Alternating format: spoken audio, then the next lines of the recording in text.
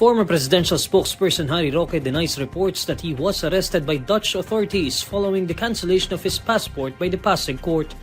In a social media post, Roque says he has a scheduled flight on Tuesday, November 25. He attaches a photo of what appears to be his plane ticket to Vienna, Austria. The Department of Foreign Affairs says it is verifying the reports as they have not received information from the Netherlands. Interior Secretary John Vic Remulla likewise emphasizes that his office has not received official communication regarding Roque's supposed arrest. Roque is claiming political persecution as the reason for his asylum application in the Netherlands. He faces a qualified human trafficking charge over his alleged involvement with Philippine offshore gaming operator hub Lucky South 99 in Porac, Pampanga.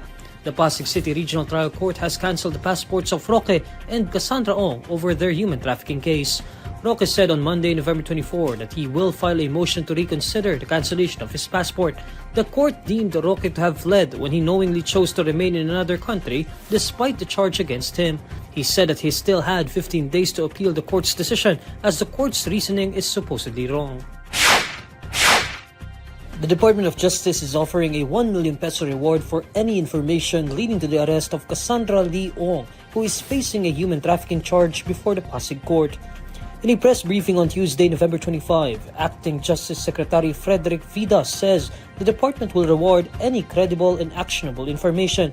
Vida also admits that they opted to offer a reward because authorities are having difficulty locating Ong.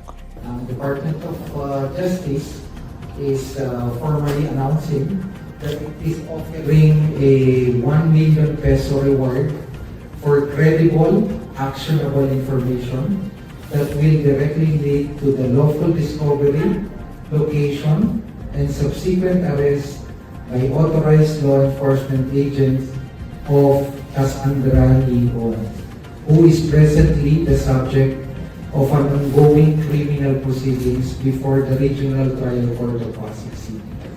According to the Presidential Anti-Organized Crime Commission, the last information on Ong was that she was in Japan. Vida says they will factor in all information regarding Ong's whereabouts. He adds they will also coordinate with Japanese government. However, to date, Vida says verified information from the Bureau of Immigration indicates no record of departure for Ong. Ong is one of the accused in a qualified human trafficking case for her alleged involvement in the Philippine offshore gaming operator hub Lucky South 99 and Whirlwind Corporation.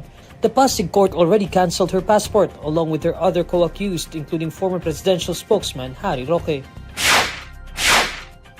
Tropical cyclone wind signal number 1 remains hoisted over 6 areas in Luzon and Visayas as tropical depression Verbena nears landfall in Palawan. In its 5 p.m. bulletin on Tuesday, November 25, Pag-asa says it last located Verbena over the coastal waters of Cuyo, Palawan. It packs maximum sustained winds of 55 km per hour and gustiness of up to 70 km per hour. Signal number 1 is raised over Occidental Mindoro, Oriental Mindoro, the southern portion of Romblon, and the northern and central portions of Palawan, including Calamian, Cuyo, and Cagayancillo Islands. Antique and the northwestern portion of Aklan are also placed under signal number 1, where strong winds may bring minimal to minor impacts. The State Weather Bureau says Verbena will move west-northwestward over Sulu Sea and make landfall over the northern portion of Palawan Tuesday evening. Pag-asa also forecasts Verbena to intensify into a tropical storm Tuesday evening. Verbena is expected to pass north of Calayan Islands Wednesday evening, November 26. Pag-asa emphasizes that heavy rainfall and severe winds may still be experienced in localities outside the landfall point and the forecast confidence cone. Verbena is forecast to exit the Philippine area of responsibility on Thursday early morning, November 27. House of Representatives Majority Leader Sandro Marcos is disputing former Roque Bicol Representative Zaldico's claims that he had insertions in the 2025 national budget. Early Tuesday morning, November 25, co-uploaded another short video aimed at the presidential son for allegedly making his own insertions in the national budget from 2023 to 2025. In sum, Co said Representative Marcos inserted at least 50 billion pesos in the past 3 years. At bawat taon po, sa tuwing dumarating ang BICAM budget process, lagi po may utos si Congressman Sandro na ipasok ang mga proyekto niya. Kasi kulang ng 8 billion pesos yung insertion na gusto niyang ipasok. Ang dahilan daw, may mga contractor na nakapag-advance na sa kanya at dahil hindi na ipasok ang buong halaga, kailangan daw niyang magsauli sa mga yon. In a statement on Tuesday, Marcos describes Co's allegations as fantastical and false. He also describes Co as the newly crowned champion of die-hard Duterte supporters, or DDS. He adds that he received intelligence reports that Co is supposedly working with people who are trying to bring down the government.